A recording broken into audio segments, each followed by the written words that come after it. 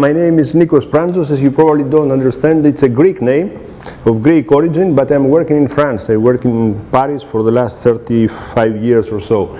And I'm working on the field of astrophysics first, then I'm a theoretician, I'm not an observer. Most people think that when we speak about astronomy, people go all the time, look with the telescopes. No, there are different categories. There are people working mostly on theory, others working on observations. I'm not doing observations myself. I'm doing rather modeling, models of stars, of stellar explosions, of nucleosynthesis, and in the recent years of the galactic evolution, the chemical evolution of galaxies. Because, and this will be one of the topics of this interdisciplinary school, we shall speak about that in, I think on Wednesday, about what is called now habitability in the galaxy. There are even more ambitious people working on or thinking about habitability in the universe, although it does not mean much for the moment. We haven't found any life yet outside our own planet, so speaking about habitability of the universe is too ambitious in my opinion. But at least we have started finding planets elsewhere outside the solar system, and this makes at least the question of habitability of the galaxy a question that is interesting to explore. And that's what we shall discuss on Wednesday. And now, when it comes to life, as you all know, we associate life with planets of terrestrial type, planets made not of gas, of light gases like hydrogen and helium, but of heavier elements. And these heavier elements have a history. They are produced somewhere. They are incorporated in interstellar gas at some point in the evolution of the galaxy. And it's the whole history of the elements, what is the topic of galactic chemical evolution. And the origin of the elements itself is the topic of nucleosynthesis, and this is what I'm going to discuss now. First of all, I'm sure you are all aware that there are about 82 naturally occurring elements, and this in fact was one of the triumphs of the spectroscopy in the late 19th and early 20th century, where we learned that exactly the same elements that are observed, that are found down here on Earth, they exist up there in the stars, in the galaxies, in the universe, even in the remotest places in the universe. So everything is composed of the same elements. These are the chemical elements. We are all familiar with that. And now what we want to have is a precise knowledge of the composition of the stars, because most of the matter in the universe is in the form of stars, I mean the visible matter. And in the case of this, we obtain that through spectroscopy. You are well aware that the spectral lines that we take from various objects, they can reveal the composition of those objects. I mean, here you have a spectrum of the sun, for instance. You see the spectral lines of helium, lithium, and so on. And by observing those lines, their position, their intensity, we can derive in a quantitative way the abundances, how much of each element exists in the photosphere of the sun or the stars. The elemental composition, okay. But there is, as you know, elements are composed of different isotopes. There are about 300 isotopes in nature, naturally occurring isotopes, stable isotopes, long-lived ones. And this is the kind of diagram that the nuclear physicists are using. When you have the isotopes, it is a two-dimensional diagram. In the abscissa is the neutron number, and in the other, the ordinate is the proton number, Z. And most of all the elements, the isotopes, are along this diagonal line. The black dots, these are the stable isotopes. The colored regions are the unstable isotopes. The orange are the unstable, and the green ones are those that have not yet even produced in the laboratory. Most of the orange ones are very short-lived ones, less than a second. Okay. Now, how do we measure the abundances of those isotopes in nature? In general, it is impossible, as I told before. When we look in the spectrum of a star, we can see, we measure whether there is oxygen or carbon or something else through the spectral lines. But this is for all the isotopes of oxygen. Oxygen has 3 naturally occurring isotopes. It's number 8 here. As you can see, probably there are 3 naturally occurring isotopes. But when we look at the spectrum of a star, we cannot derive the abundance of the isotopes, just of the element, to say there is so much oxygen there. But how much oxygen, 16, 17, 18, we cannot say. Then, in order to measure the isotopic abundances, we have to look in objects that arrive down here on Earth. Because, and this is meteorites, or carbonaceous chondrites, some of the earliest objects in the solar system. And these objects, we can take them to laboratory, and through various techniques of our nuclear physicists, colleagues, they can use nuclear mass spectroscopy and tell us how much oxygen, 16 or 17 or 18, there is there. And this is the way that we can measure the isotopic composition. And then, but you could say, okay, this concerns just those objects, these meteorites that fall on Earth. How do we know if there is a relationship between those objects and the sun? And the answer is that we believe that the early solar system was fairly well mixed. Before the sun was formed from the condensation of the protosolar nebula, the nebula was very well mixed, and the composition of those objects here that belong to the protosolar system is also the composition of the sun. And this is how we can establish, one last thing. When we look at the abundances of elements, I'm coming back again, in the carbonaceous chondrites you have here, and in the solar atmosphere there, you see that for several orders of magnitude, the elements are placed across this diagonal line, which means that the abundances in the sun, the chondrites, is the same in the solar atmosphere. So there is an exact equivalence. So this means really that the early solar system was fairly well mixed. And you see some exceptions. Lithium is very much depleted. It's a fragile element. It's depleted in the solar atmosphere. Carbon and oxygen, this was an early problem. This is from 89, the diagram. In those days, the abundances of oxygen and carbon were overestimated because it's not a straightforward thing to evaluate from the observations of the spectral lines that I showed you to evaluate the abundances of the elements. It takes a lot of gymnastics there to go through equations of statistical equilibrium in the atmospheres of the stars. It depends on the temperature, on the density of the solar photosphere. So even our observer colleagues who make these observations, they have also to develop models of stellar atmospheres in order to derive from the observations the abundances. And in the end, they come up with numbers. What kind of numbers? This kind of numbers you see there.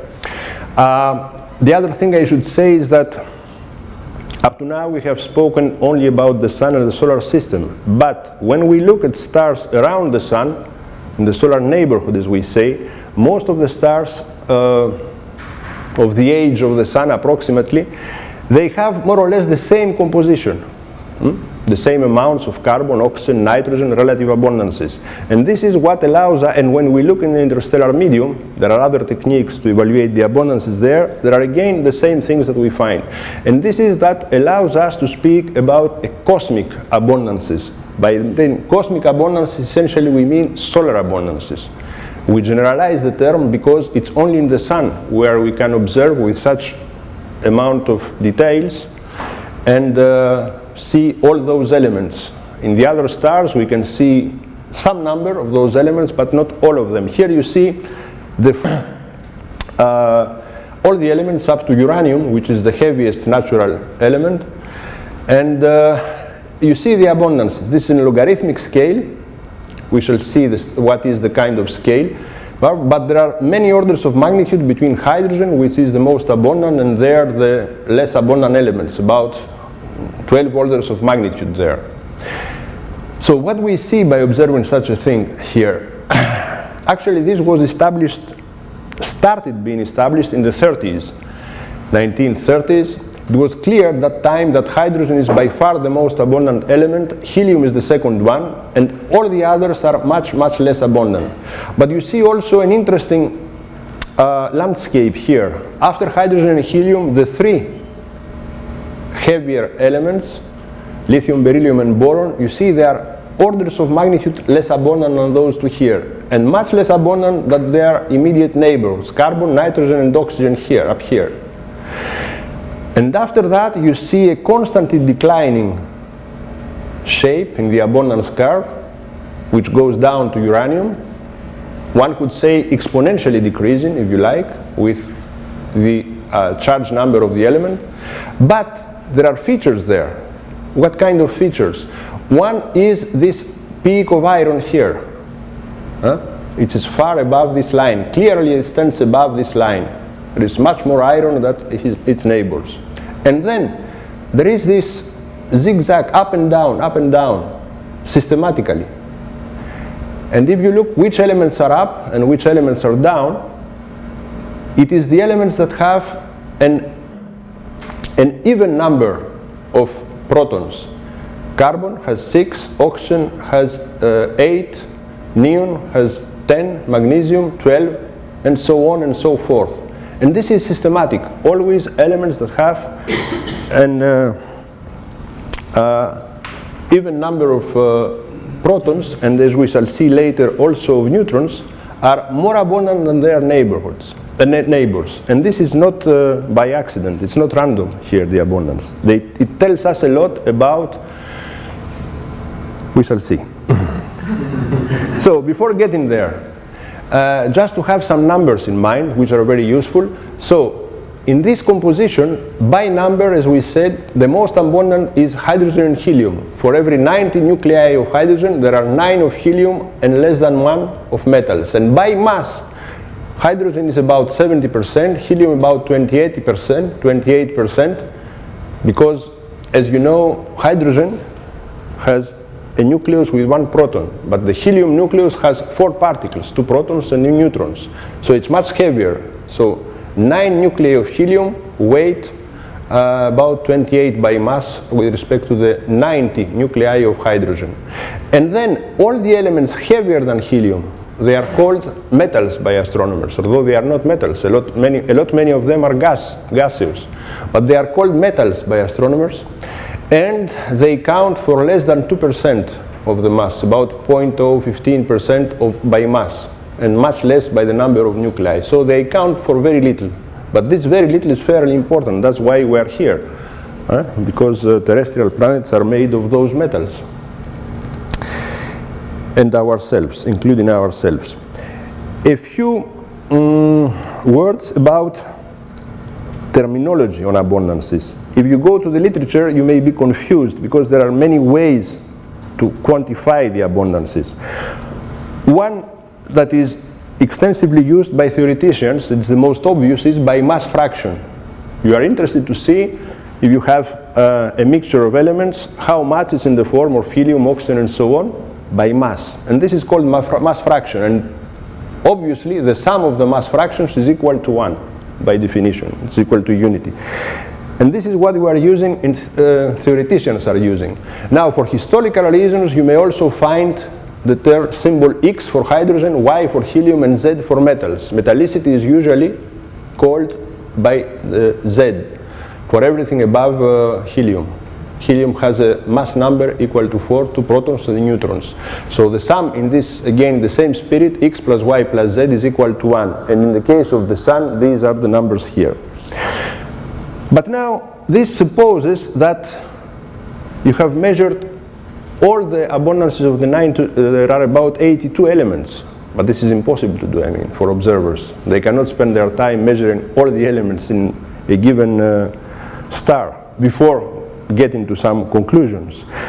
So what is easier to do is, if you are interested in an element or a couple of elements, to take the ratio of the abundance by number, for instance, of the element in question. This is by number is the mass fraction divided by the mass number. So in the case of helium, for instance, helium is 28% about by mass fraction. This would be X here. and you divide by 4 here, which is the mass number of helium, which is 2 protons plus 2 neutrons, is 4. So the abundance by number is interesting because you can take a reference element. Usually we take the most abundant, hydrogen. This is everywhere. So you take a reference element and then you compare the abundance. Yeah, you can use a logarithmic scale. For some historical reasons, again, you take 10 to the 12 atoms of hydrogen. And then, or in logarithmic scale, it's 12. And then you take the abundance of the element you are interested in, say element X, and you compare it to hydrogen. So it is the logarithm of the element X to hydrogen. And then you can start discussing everything compared to hydrogen. You don't need to go through that. You don't care if the sum of the abundance is equal to 1 or whatever. You just discuss a few elements. And now, last thing. Suppose that you do that and you find that for every 10 to the 12 atoms of hydrogen, there are, I don't know, a million atoms of magnesium or 3,000 atoms of uranium. What does this tell you? Is it a lot? Is it a little, or what? As is usually the case, you need to have already some idea about what you expect to have. In other terms, you need a benchmark to compare with. For instance, if I tell you this planet weighs so much kilograms, so many kilograms, and another planet weighs less, what this will tell you immediately? Not so much, unless if you have in mind something else. If you have in mind the mass of the Earth or Jupiter or something like that, then you compare. You say this planet is Jupiter type or Earth type, a little bit super Earth, and so on. This is exactly the case here. We are interested to have a composition which can be used as a benchmark, and as such we are using the solar composition because we have measured that. We can establish it fairly precisely. So when we measure the abundances of elements in another star or in the interstellar medium, we compare it to the solar one. So all the numbers, we report them to the corresponding numbers in the sun. So the ratio of, for instance, X could be carbon to carbon, or the ratio of two elements, I and J, with respect to the solar value. And you shall always, very often find this notation here. Under these symbols, these are not parentheses, these are, how do you call it, code? No, not codes, it's brackets, yeah. Within brackets, the ratio of two elements within brackets means the logarithm of the abundances of those elements in a star or in an interstellar medium minus the logarithm of those abundances in the sun. And by definition, in the case of the sun, the value is 0 for the ratio of any two elements. So this is what observers are using fairly extensively. Either this here, the absolute numbers, or they compare to the solar ratio for a couple of elements. Okay, so I took some time to go there because you shall see later these kind of things. Now, we have established this, by the way, this is a similar diagram to what I have shown before here, except that here it is a function of the charge of the element. So uranium is around 92 here, okay, Z. Now you will see the same thing, but for each one of the isotopes. Oops. So it is here. It's the same thing, except that here you have the number of nucleons in the isotope. A is the sum of the protons plus the neutrons in the nucleus. And it's again the same landscape. So it goes down, hydrogen and helium up here. The isotopes of hydrogen, deuterium and helium-3 are down here. The lithium, beryllium, boron down here. And then you have the usual landscape going down with the iron peak here and the ups and downs there. Now, the diagram down here is a little bit different. Here you have a macroscopic property of matter. This is at large scale. The abundances you measure in various places in the universe, the cosmic abundances. Here you have a microscopic property of nuclei. It's the so-called binding energy per nucleon. It is the amount of energy, you see here it is expressed in units, which are units of nuclear physics, MeV per nucleon, or if you prefer in standard system, 10 to the 11 joule per gram of matter. Now this is the energy that has been put together to that has been put to bring together the nucleons. If you want to bring together the protons to make a helium nucleus, you have to give some energy, because the protons have a repulsive force. So you have to put energy to bring those things together. So it's the energy that was put there in order to build a nucleus, and it is divided by the number of nucleons. So it's per nucleon. And this, in the same spirit, is also the energy that you must give to the nucleus if you want to break it apart. Okay, so it's the binding energy of the nucleus. It means how stable, how robust is a nucleus, in fact. The higher the energy, the more robust the nucleus is. So in that diagram, these nuclei here, you see down here, they are very fragile. And you see that their abundance is very little here. And you see that iron in this curve is on the top. He is the most robust, stable nucleus. And you see it's up there. And you also see these ups and downs here. Carbon 12, oxygen 16. These are nuclei that they are above their neighborhoods. So you see there is, and if you could look at here, there are very small variations, but they exist. The same variations you'll see there. So these things tell us that the cosmic abundances, this macroscopic property of matter, is correlated with the microscopic property. They are correlated with nuclear stability. It is expressed by binding energy per nucleon. For instance, all nuclei that they have a mass number which is multiple of 4, they are more abundant than their neighborhoods. Carbon 12, oxygen 16, neon 20, magnesium 24, silicon 28, all these are multiples of 4. And also the iron peak nuclei, which are more stable than their neighborhoods, they are up there with respect to their neighbors. So this tells us that the abundances of nuclei in nature are determined by their nuclear properties. And this means that there are nuclear processes that created those nuclei. They have shaped the cosmic abundances of the chemical elements. Now, nuclear processes, as you know, require high temperatures, but really very high temperatures. This is why we could build nuclear physics only in the 20th century. You couldn't do nuclear physics in the 19th century. We didn't have enough energy, we didn't have accelerators, we didn't have a lot of things. We should be able to develop temperatures of millions of degrees. In the 30s, in the late 30s, we learned how the sun is shining, because it's essentially a nuclear fusion reactor where reactions between hydrogen atoms take place, and they transform hydrogen atoms into helium nuclei. You see here the 4 nucleons in the helium nucleus, and this occurs at temperatures of at least 15 million degrees in the center of the sun, which are required to overcome the electrostatic repulsion between protons. But what about the other elements? Okay, this can happen in the sun, 15 million degrees, but you cannot go much further than helium in such temperatures.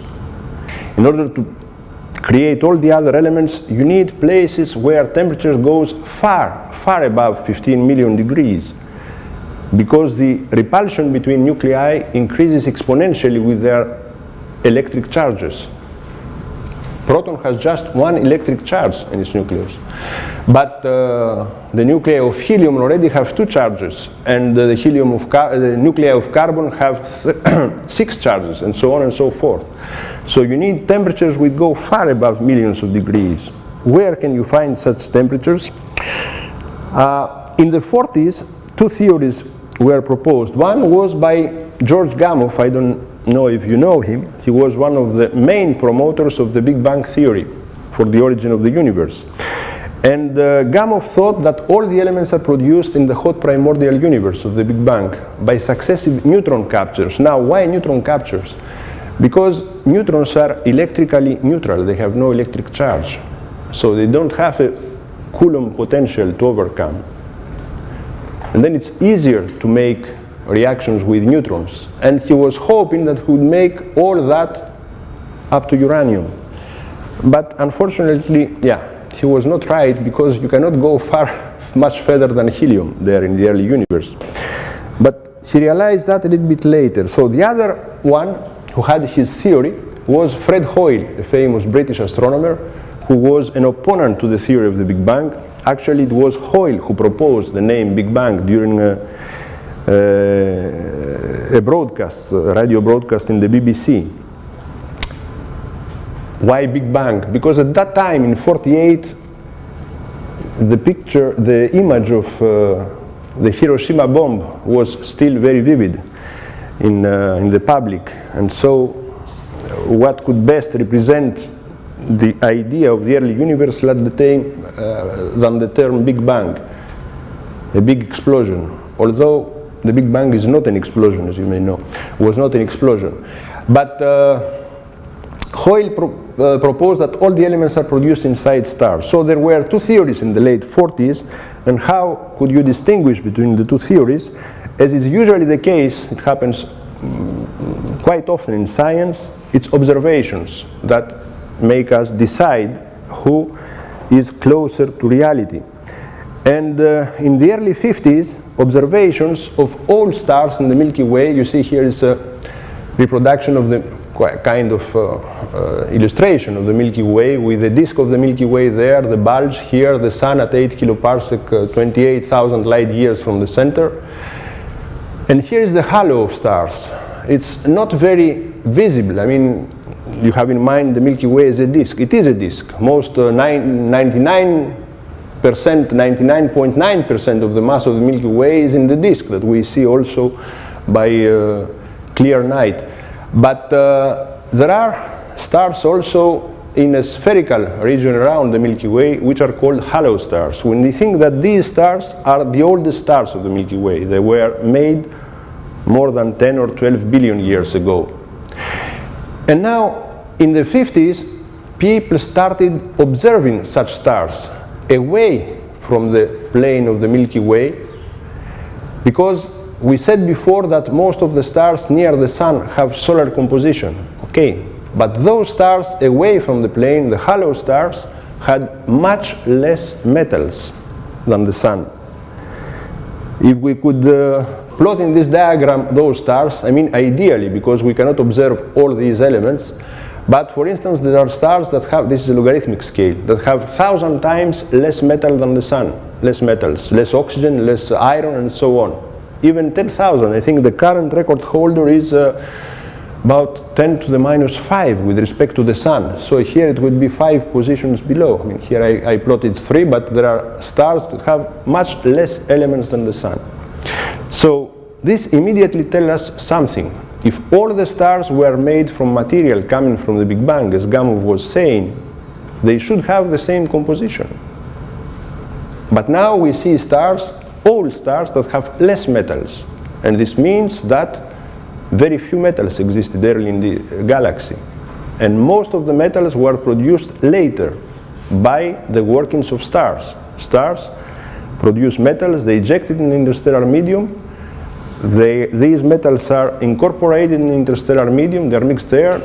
Millions of years later, the gas is cooled down, and new stars, new planets are formed.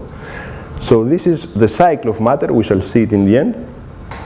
And this is how things work. So, in fact, Hoyle was right. I mean, metals are made inside stars by thermonuclear reactions, but Gamow was also a little bit right, because hydrogen and helium, they come from the Big Bang, that's for sure now.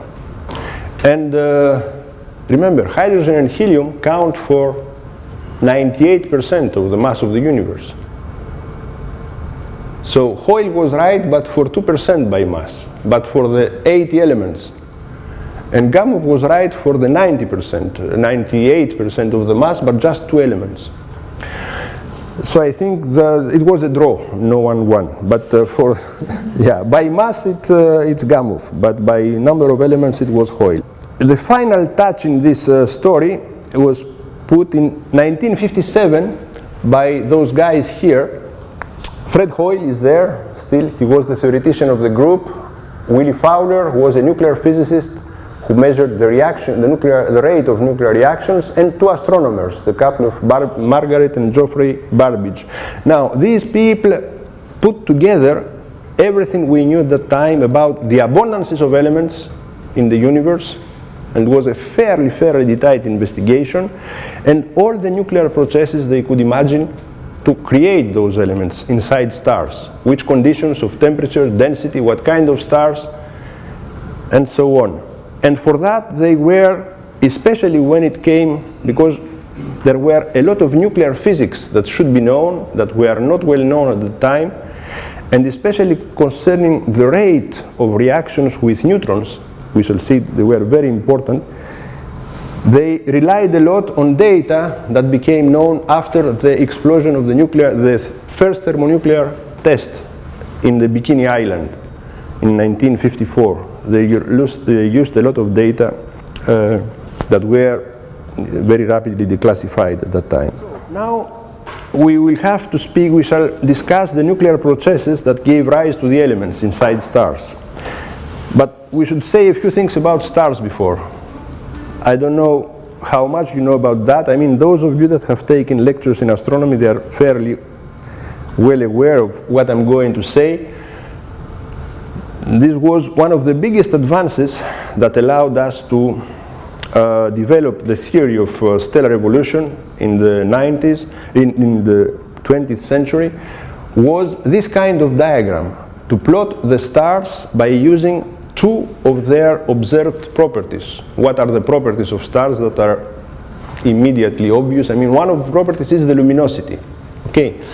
The absolute luminosity, because of course the star, the further away it is, the smaller its luminosity.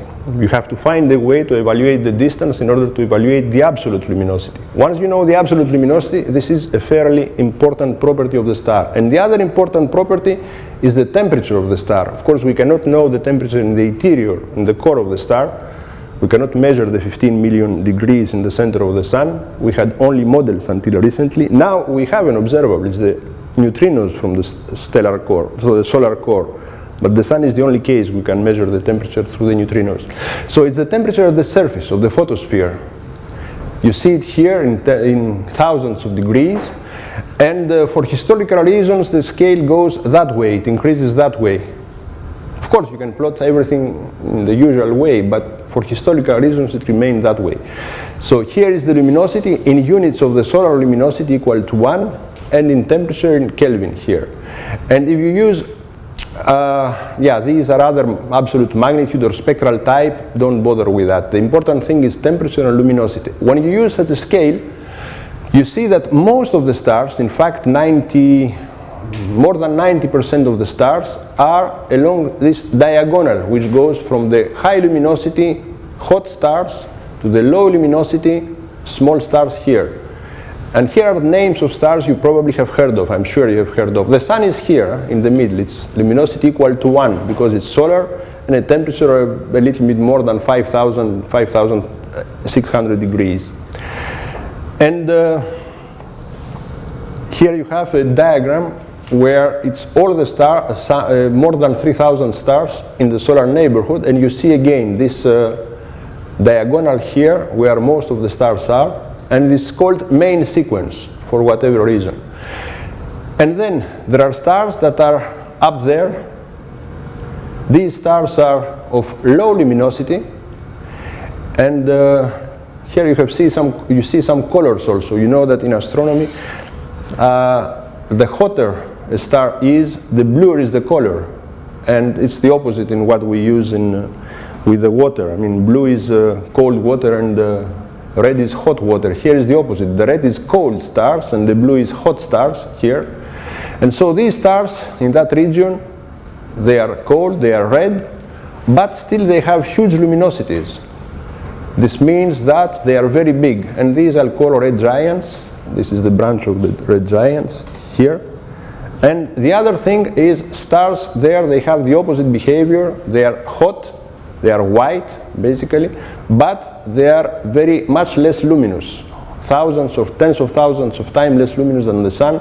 They are called white dwarfs because they are very small objects. Yeah, last thing you should keep in mind. So the stars in this diagram, in the main sequence, here are the red giants, here are the white dwarfs, the same thing as before, but in the main sequence there is a relationship between the mass of the star and its luminosity. The more massive a star is, the more luminous it is. Here you cannot see the mass of the star. I just put it by hand because we know that there are ways to measure the mass of a star, but you need the stars to be in binary systems, because then you use the laws of Kepler to evaluate their masses.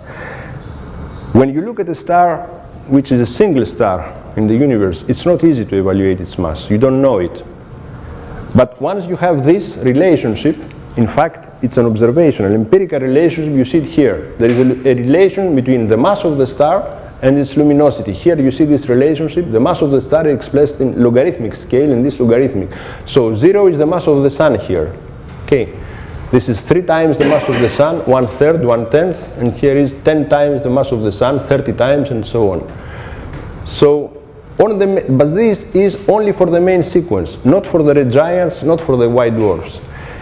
And the relationship more or less goes like the luminosity is proportional to the cube of the mass of the star. So the more massive a star is, the more furiously burns its nuclear fuel. But it has quite high luminosities. Now, a few results which are well known from stellar evolution theory. What we learned, I mean, it was one of the triumphs of stellar evolution theory, triumphs of the physics of the 20th century.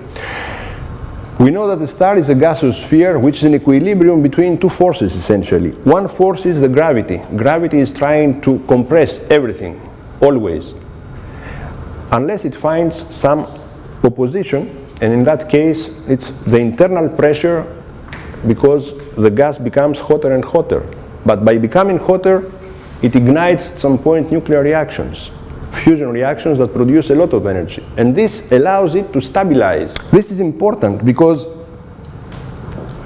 you can have fusion you can ask why, for instance, Jupiter does not have nuclear reactions. He's quite massive, 300 times the mass of the sun. It's not quite massive. I mean, in order to ignite nuclear reactions in the center of an object, you need it to be at least 1/10 the mass of the sun. But Jupiter is 1,000 times less massive than the sun, so it cannot ignite nuclear reactions. Temperature in the interior of Jupiter is not of 5 or 10 million degrees. It should be required. It's much less. So for masses between 1/10 the mass of the sun and about 200 masses, temperatures are bigger than a few million degrees, so you can have reactions of fusion between protons to have helium. And this allows for the gaseous sphere to remain stable, because this energy it's quite a lot of energy which is radiated slowly in the environment. So the answer, if somebody asks you why are stars shining, why the sun is shining, the complete answer is always in 2 times, because you are tempted to answer it because there are few nuclear reactions. This is not the answer. It's not correct. Even if there were not nuclear reactions inside the sun could very well shine with its current temperature and luminosity. But it could only be able to shine for about 30 million years, because this is the characteristic time scale for the sun to contract by more than a factor of 2, to change its radius by more than a factor of 2. So if we did not have any idea about the age of the sun, then we should not need nuclear reactions to describe the luminosity of the sun. We could say if the sun was there for just 10 million years, he could very well sustain its luminosity just by gravitational contraction. And as you probably know, but this is a long story, it's not for here, things became complicated in the end of the 19th century when people start realizing that the sun is much older than 30 million years, as Lord Kelvin was believing, when Darwin developed his theory of the origin of species, which required much longer time scales for various, also geologists. And then it became obvious that something else was needed for the energy of the sun. And this became even more important when through radioactivity discovered by Rutherford in the early 20th century. It was realized that the age of the Earth was more than 2 billion years, and so the age of the Sun, and then something else was required. So the answer to the question is, first, the stars are shining because simply they are massive. They have a lot of mass. And just if you are massive enough, if you, independently of your material, we are composed mostly of carbon. If you bring together one solar mass of carbon, it will be hot enough to sustain its luminosity for a long time, for millions of years, but not for billions of years, by gravitational contraction. You just radiate that. But just for the Kelvin time scale, which is of the order of a few tens of millions of years. And the second thing is that the stars are shining for long durations because they tap on a very efficient energy source, nuclear fusion, and they have large amounts of nuclear fuel.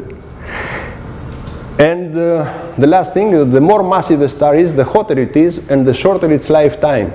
Remember, we saw this relationship between the luminosity of the star and its mass. We said that the luminosity of the star goes as the cube of its mass. Okay, this is just an observational fact. We saw it. But the lifetime of the star, how much it will live, you can take the available energy, and the available energy is a fraction of the mass of the star, because nuclear reactions release a fraction of the mass of the star in the form of radiation. And this is so the energy available is proportional to the mass, but the luminosity is proportional to the mass of the cube. So if you divide the two, the lifetime of the star is proportional to m minus 2. The more massive a star is, of course, it has more nuclear fuel, but it burns it much, much more furiously. So the shorter its lifetime.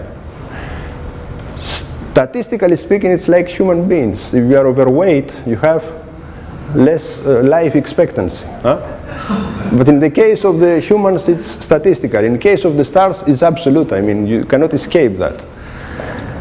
And the differences are much, much bigger than... Okay, now, I realize that we don't have time to go in detail through all the nuclear reactions that take place. In the case of the Sun, here you have the so-called hydrogen fusion takes place in rather different ways in small stars like the Sun, in massive stars. In the case of the Sun, it takes place through proton plus proton, which goes into deuterium. This is hydrogen 2 here, deuterium. And then you go, in the end, you form helium-4 here, whereas this is 4 things here, through 3 different chains.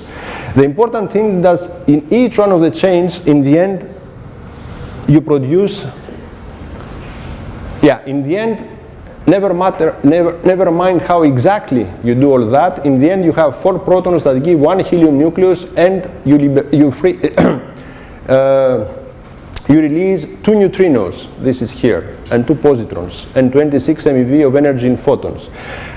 But this is a proof. The neutrinos that are released by the nuclear reactions have been detected over more than 30 years now. We know their origin. We know that the Sun is really producing energy through these processes, because all these processes contribute to the neutrinos. And the number of neutrinos we detect from the Sun corresponds exactly to the standard solar model. So we have a real proof that this is exactly the way that things are happening. And there was a Nobel Prize for that in 2004. And this became possible only when we had the neutrino reactor in a Sudbury Observatory in Canada. In the more massive stars, things can happen in a different way. You need to have carbon nuclei which act as catalysts. They capture a proton, and there is a chain of reactions, a second proton here, a third proton there, and finally, when you arrive here, you have a proton alpha reaction. A 4th proton is captured and an alpha particle is released, and you get again the initial carbon-12. In other terms, the carbon nucleus in this part of the cycle is acting as a catalyst. It is not consumed by this process, because in the end you have it again. But you have consumed 4 protons here and released an alpha particle, a helium nucleus. So the final result is again, and there are the other cycles do the same thing. But in the end, the net result is the same as before. Protons, 4 protons disappear and a helium nucleus appears. So this happens in stars more than 1.5 times the mass of the Sun. And during that, you produce also somewhere here nitrogen. This is the way that carbon is very slowly turned into nitrogen. It's the amount of carbon plus nitrogen plus oxygen here that remains constant. But carbon and oxygen go into nitrogen. Okay, so this is what happens in the main sequence when in stars, in the center of stars, where temperatures are in this range, in millions of degrees Kelvin, and hydrogen turns into helium. Now, in the end of this, you realize that the center of the star, about 10% of the mass has been consumed. There is no more hydrogen there, it turned into helium. So, the star, there is a lot of hydrogen in the envelope, but the star has no other choice. For some time, gravity wins. We said that the life of a star is essentially in equilibrium between the outside gravity that tries to compress it as much as possible and the internal pressure, which is given by the heat produced by the nuclear reactions. Now there are no more nuclear reactions of hydrogen, so temporarily the gravity in the core wins, the core condenses, and at some point, if you condense a gas, its temperature increases, the temperature goes up to more than 100 million degrees. Depending on the mass of the star, between 100 and 200 million degrees. At those temperatures, the helium nuclei now fuse in their turn. The kinetic energy becomes higher and higher. So the higher the temperature, that means that the nuclei go more rapidly. And the more rapidly they go, the higher energies they have, they can easily overcome their Coulomb barrier. Before they could not do it. They did not have enough energy to overcome these electrostatic barriers. So at temperature about 100 million degrees and more, helium nuclei fuse and they produce carbon and oxygen. So the core of the sun, the core of the star condenses to produce helium burning, and the envelope is increasing in size and makes a red giant. And this is what happens in the course of red giants. Helium is turning into carbon and oxygen. The reaction is more complicated here. It's impossible to imagine, because to go from helium to carbon, helium has mass number of 4, carbon has a mass number of 12. You need to bring 3 helium nuclei together. But in order to have 3 particles, an encounter of 3 particles at the same point in space, it's more than improbable. I mean, we can wait for the whole lifetime of the universe. You cannot have 3 particles coming together. So it happens in 2 steps. First, 2 helium nuclei, they produce beryllium-8, which is unstable in principle. It lives for only 10 to the minus 16 seconds. But in that time, because there are many nuclei here, beryllium-8 captures another helium nucleus and it gives finally carbon-12. This is so-called triple alpha reaction. So let us go rapidly what we know. So stars on the main sequence burn hydrogen. After that, for instance, small stars like the sun, they become red giants, burning helium into carbon and oxygen. And then what happens is that when they are up there, after the end of helium burning, they start losing their mass, because the envelope of a red giant is huge. I mean, when the star, you are aware of that, I'm sure. When the sun will become a giant in 5 billion years from now, its envelope will become huge. It will be the size of the Earth, the Earth orbit, more or less. Now, such envelopes are very rarefied. The density of the envelope of a red giant is less than the density of the atmosphere of the Earth, much, much smaller. In principle, if it were not hot, about 3000 Kelvin, we could go very easily through the envelope of a red giant if you have a starship. Except that it is very hot. But apart from that, it's very, very rarefied.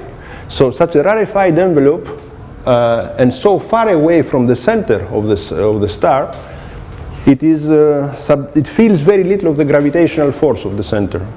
So the envelopes of those objects are there are other ways. They have some various nuclear instabilities because there is some hydrogen around the core of the star which burns in an unstable way.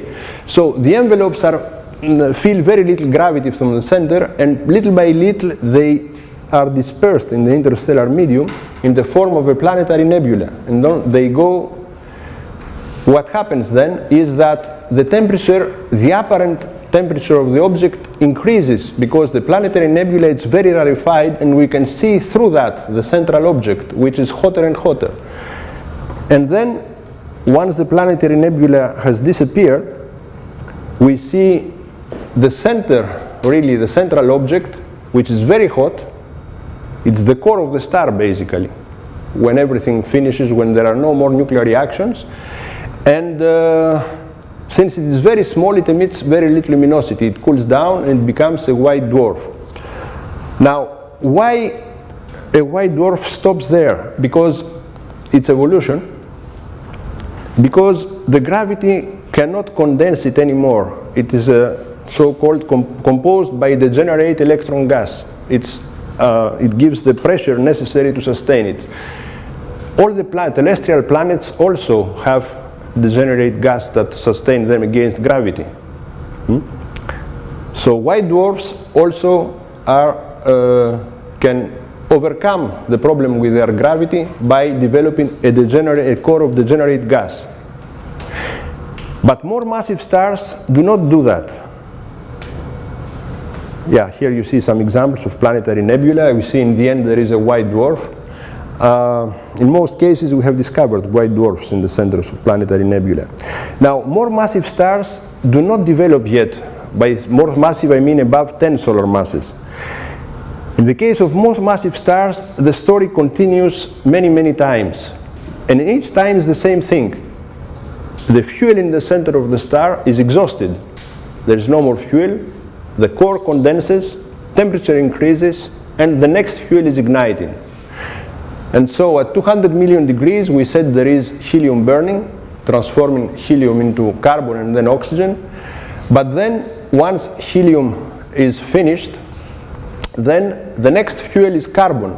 Carbon plus carbon, which gives neon. And then neon is burning at 1.5 billion degrees. So neon burns to magnesium-24, silicon-28.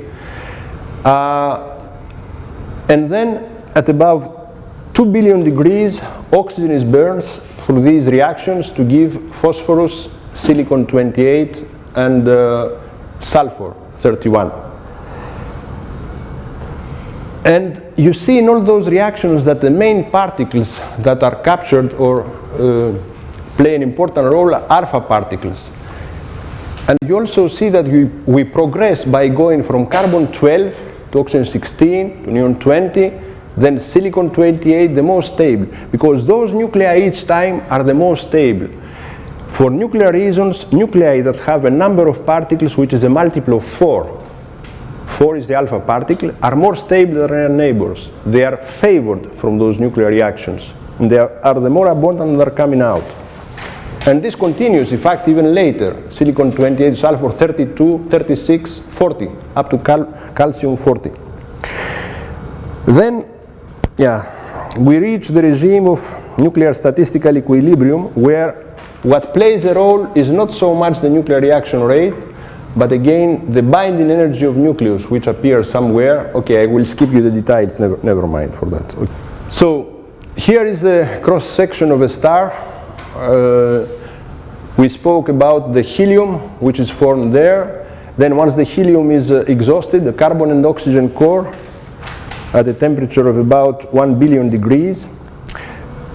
There are two things that you should keep in mind. First, each new phase of burning happens closer and closer to the core. Why? Because nuclear reactions are more and more sensitive to temperature. Okay. They go exponentially with temperature, the velocity of nuclear reactions. So, for instance, in all that zone, hydrogen had burned into helium. But then when helium starts burning, it burns mostly in a more concentrated region. So some part of the helium remains around. And this is quite happy, because if everything was burning if each of the previous fuel was burned in the next stage, then nothing would remain, only the final fuel would remain in the end. But now, the next step, part of the carbon core turns into neon and magnesium at higher temperature, then oxygen and more than 2 billion degrees, silicon, and we arrive in the end product of the stellar evolution of a massive star where an iron core is formed in the center of the star. Now this iron core is quite small. It has a radius of about 3,000 kilometers. 3,000 kilometers is a little bit more than the size of the moon. About half the radius of the Earth.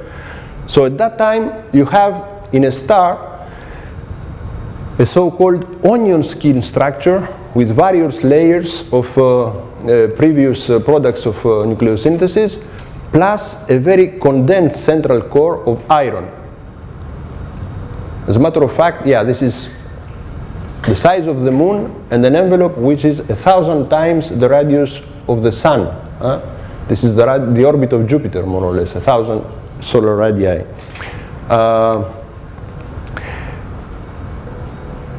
And now the star has arrived at the term of its nuclear evolution, because as we have seen before, iron is the more stable nucleus in nature.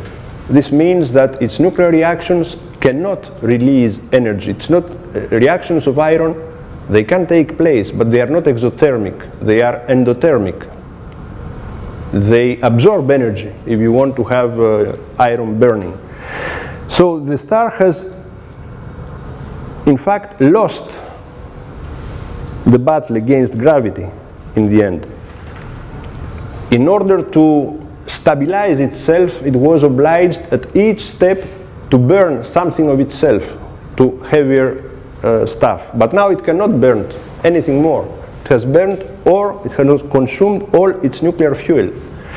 And it is gravity that wins. So what happens, it takes about a second to occur. But in order to describe it, first of all, we do not yet know how to describe it correctly. We do not have a theory of the explosion in supernova. And second, even in the most powerful computers we have at this time, it takes thousands of hours to simulate what happens when the core of a star, the iron core of a massive star, collapses. The end product is an explosion. Most of the mass of the star is dispersed in the interstellar medium. But how exactly it happens, we don't know yet. Okay, let us resume the structure of the star at that time and the history we have seen in a very schematic way. Here you have the core of the star. This is a star of 25 solar masses. This means that the surface is somewhere here at 25. Okay, this is 8 is the mass of the core where hydrogen has burned. At the end of hydrogen we have helium burning in the core, but helium remains up there in this layer. This is time, by the way. So carbon burning, neon, oxygen, silicon burning, and in the end an iron core. Here you see the temperature of the star, the central density, it increases, and the time scale. You see how rapidly it evolves. In the main sequence, hydrogen burning 7 million years. 500,000 years for helium burning, 600 years for carbon, and then it's human time scale for the advanced stages of the evolution. It happens very, very rapidly, the final stages. And then you get to the final supernova explosion. You have also the same thing here in a different way. The basic thing is we don't know yet how things are happening. We believe that here you have the radius inside the star as a function of time, and when the iron core is formed, it starts collapsing. But things are going very rapidly. Here the time scale now is in seconds. Here are layers at 100 kilometers from the center, 1,000 kilometers. This is the radius of the core, about 3,000 kilometers. And you see the various layers starting going down at 10 kilometers here. And at some point when the star has been condensed so much because things are brought together. Remember, you have protons, you have electrons. You have electrons that are supposed to sustain the star to become degenerate. But now the things become, the gas is so dense, electrons go so near the protons that they are captured by the protons. And then this gives you neutrons. Proton plus electron gives a neutron. And the neutron is neutral, by the way. So what happens here is you form a protoneutron star with a radius of about 10 kilometers. And the equation of state of a neutron gas is much stiffer than the equation of state of an electron gas. Stiffer means that you cannot compress it very much. It opposes a huge reaction to that. So this means that all the other layers that arrive with some delay, they are crushed on this very stiff thing, and they are going back, they rebound. For some time we thought that this would give an explosion, all the other layers would go back, but this is not the case, because there are other layers that are falling back, continue falling from the outside core. And there is a stagnation of the shock wave around here. Somebody called it the minefield, champ de mine. And we now believe that the explosion is due to neutrinos that come here, oops, a few tenths of a second later, and neutrinos, of course, neutrinos are elusive particles, but there are so many of them, most of the gravitational energy released here is in the form of neutrinos, that they have the capacity to push the envelope and to have an explosion finally. You see all the other layers go up now. They were stagnating here, but again they go up, and the explosion is considered satisfactory. As the shock wave now down here goes outside, it hits the other layers. There are still material unburned, and this gives also the so-called explosive nucleosynthesis. All this is ejected in the interstellar medium. Iron is produced also there. The funny thing is that the iron, we said it's abundant, it's stable, okay. But this iron becomes a neutron star. It does not get outside the star. Where is the iron that we see in the interstellar medium, which is abundant? It comes when the shock wave propagates outward from explosive nucleosynthesis, because then you produce nickel-56, which is radioactive, and it turns into iron then. So the iron we see in the universe is not from the, okay, it's it's produced near the core of the star, but during the explosion, not from the evolution before. We see supernova ejecta. This is the Crab Nebula. You see here, we can measure some of the abundances there. We have seen a supernova in the Large Magellanic Clouds 30 years ago in '87, where we could measure the amount of nickel-56 turned into iron. So you should know that most of the iron we see in the universe was about 1/3 is produced by these explosions that I told you. There is another kind of nuclear stellar explosions in the universe, thermonuclear explosions. It happens not in single stars, but in binary systems. When you have a white dwarf, remember a white dwarf is the product, the final evolutionary product of a small star, like the sun. The sun will become a white dwarf, it will not explode. It will not become a supernova. If you have a single white dwarf, it will remain a white dwarf for all its life, for trillions of years in the future. The only thing is it will cool down, it become a black dwarf in the end. But it will be a dwarf all its time, composed of a degenerate electron gas. But if it is in a binary system, absorbing material from its companion, then its mass increases. If it goes above some limit, which is known as the Chandrasekhar mass limit, this is about 1.45 times the mass of the sun, then the degenerate electron gas there cannot support the mass of the star. The star will implode.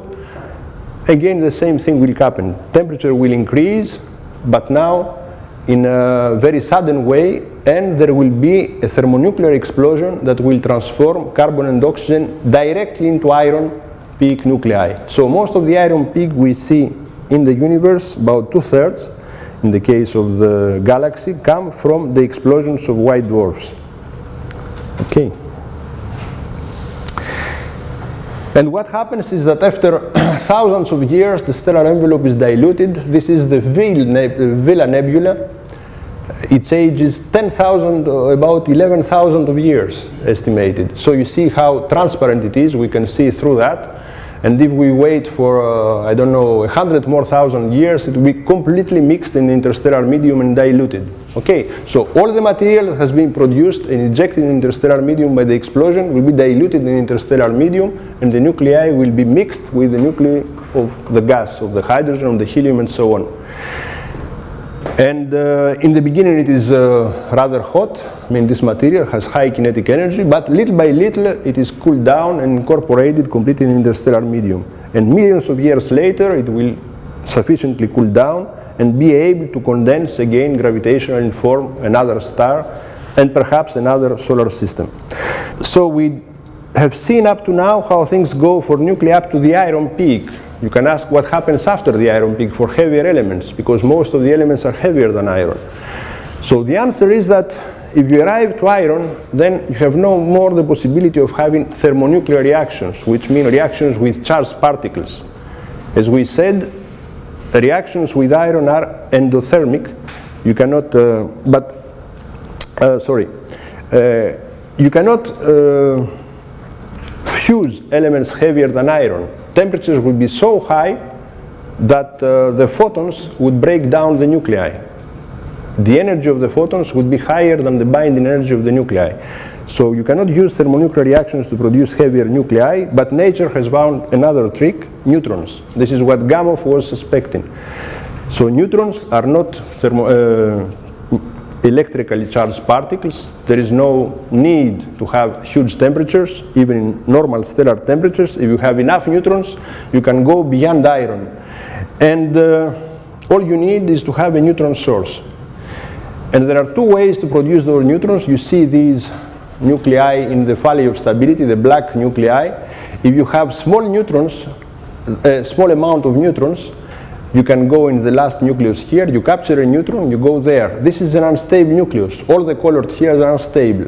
Unstable means it decays by emitting a positron towards this stable nucleus, and this one captures another neutron, goes here. Depending on its lifetime, you can go there, but this is really unstable, so you go there, and so on. So if you have a small amount of neutrons, you go along the valley of nuclear stability. If you have a huge number of neutrons, this happens in an explosion, then nuclei, even if they have short lifetimes of the order of a few seconds, if you have huge amounts of neutrons during the time of the explosion, you can capture neutrons and go very far away from the valley of stability. But then, once the explosion is over, there are no neutrons to capture. All these nuclei decay, and you form such nuclei here. The most neutron-rich nuclei are formed by the so-called R process, R for rapid, and S for slow. And the definitions are: slow means time scales of neutron captures are long with respect to the time scale of the beta decay, with few neutrons or many neutrons. These are two different neutron capture processes. And the S process, the slow process, takes place in the helium burning layers of small stars. Here you have the cross section of a mass star, the mass of the sun. You see in terms of mass how it goes. This is the carbon oxygen core, future white dwarf. But in terms of radius, you see this is a red giant at that time. And the envelope is almost all the extension of the star. Here there is a small white dwarf, but by mass it weighs a lot. So things happen here. Neutrons are released here, and the S process takes place there on a time scale of a few thousand years. And the R process we don't know yet. We think it's the inner layers of core collapse supernova or neutron star mergers, because if you have two neutron stars, they can merge together, you have very neutron-rich material, and you can produce those nuclei. So this is the only thing where we don't know yet the site for this very neutron-rich nuclei. I had a few things about the hydrogen and helium isotopes produced in primordial nucleosynthesis, but as I said before, it is important only for the hydrogen and helium nuclei, so it's not for the metals of the terrestrial planets, so nor for life. It's not very important either. So let's go now to summarize. So we have seen, let me come back to what we have said. This is the cosmic abundances of matter. These nuclei here are produced in a primordial universe. These nuclei there I also skipped that. These are the only ones that are not produced by thermonuclear processes, neither in the Big Bang nor in stars. These nuclei are produced by cold processes, by cosmic rays, as they go through the interstellar medium and they break apart the nuclei of carbon, oxygen, and nitrogen that exist in the interstellar medium. If you break carbon, you remove, for instance, one particle from carbon 12, you can make boron 11. You remove one particle. If you can also remove one alpha particle or two alpha particles from oxygen 16, and you go down here. So these nuclei are produced by so-called spallation reactions. Spallation means you break the nuclei. You break heavier nuclei. And then for all the other nuclei, you have seen nitrogen is produced by hydrogen burning, carbon and oxygen by helium burning, and so on and so forth. Up to the iron nucleus, nuclear statistica. These are the nuclear processes, okay, inside stars. And the heavier nuclei by the two processes of neutron capture.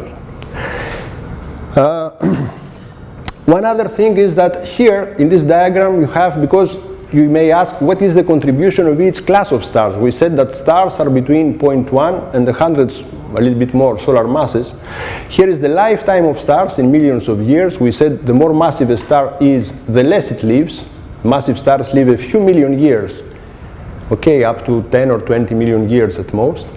But then the lifetime increases a lot. The sun, one solar mass, will live for 10,000 millions of years, 10 billion of years here.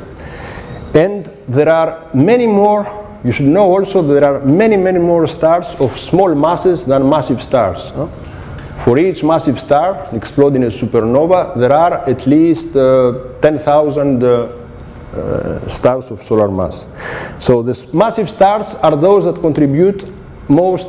They give all the nuclei between carbon and what is here krypton, and neutron-rich nuclei. The intermediate mass stars, they contribute a little bit, but mostly to the S elements, the S nuclei by slow neutron captures. And the small mass stars, they do nothing. They stay there all the time because they have very long lifetimes.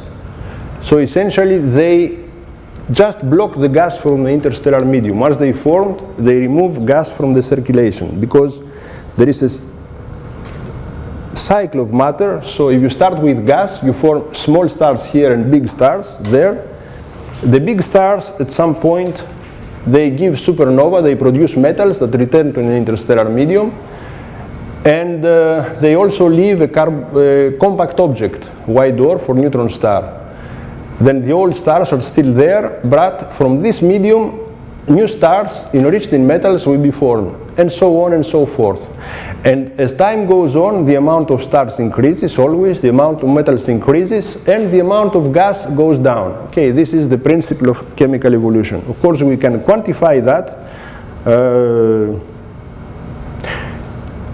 One thing is that at every time we can have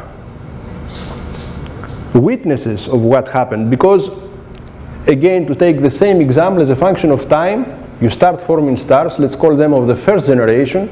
You have big stars that will explode at supernova that produce the metals. We have intermediate mass stars between 30 and 1 giga-year. And we have stars of small masses, one solar mass and more, which live more than 10 billion years, more than the age of the universe. So these stars are practically immortal from the practical point of view, stars of the first generation. So after billions of years, we still have those stars here, the first generation, the blue ones. But then a second generation is formed, the green ones. And after some more time, you have a third generation, another composition. The second generation and the first generation stars will be there. So at that time, if you look around you, you see stars of small masses that keep at their surfaces. Remember, only the core of the small star is burning and its composition changes. The envelope of the star does not burn. So if you look at the envelope of the star, you observe the composition that the star had when it were formed, billions of years ago. And this is what allows us to reconstruct the chemical evolution of a galaxy like our own. We observed around us stars of small mass. Some of them are as old as 10 billion years, so we can see what is the composition of the gas 10 billion years ago when the star was formed. And this is what allows us to make observations and to propose models. Here is just a model we do for the solar neighborhood. You see, as a function of the age, metallicity is smaller as you go back. Yeah, here is the number of stars as a function of metallicity. We have various ways to, yeah, but it would be too lengthy to go in detail. What I wanted to say here is that we can propose models for how various galaxies or parts of galaxies evolved in time, how the star formation evolved, if there were many stars in the beginning, if there were less stars in the beginning, and so on. And we can compare to observations to validate the models. And we can also compare to observations. So let me come close to the end. So the cosmic cycle of matter from material coming from the Big Bang, when you have only the isotopes of the lightest elements, you produce in a galaxy small stars and massive stars. The small stars give red giants, which produce in their core carbon, oxygen, and the massive stars red supergiants. In their core you go up to the iron. The small stars give planetary nebula, and at that time part of the envelope rich in carbon, nitrogen, and S-process elements is ejected in the interstellar medium. The big stars give a supernova explosion which ejects everything up to that point in the interstellar medium. The small stars give a white dwarf, the big stars a neutron star or a black hole. If you have binary systems with white dwarf and the companion star, then you have a type 1a supernova explosion which produces most of the iron, in fact. And all this is mixed in the interstellar medium, where with cosmic rays you can break some of the nuclei here to produce lithium, beryllium, and boron, and then this material can recycle back and give a new generation of stars.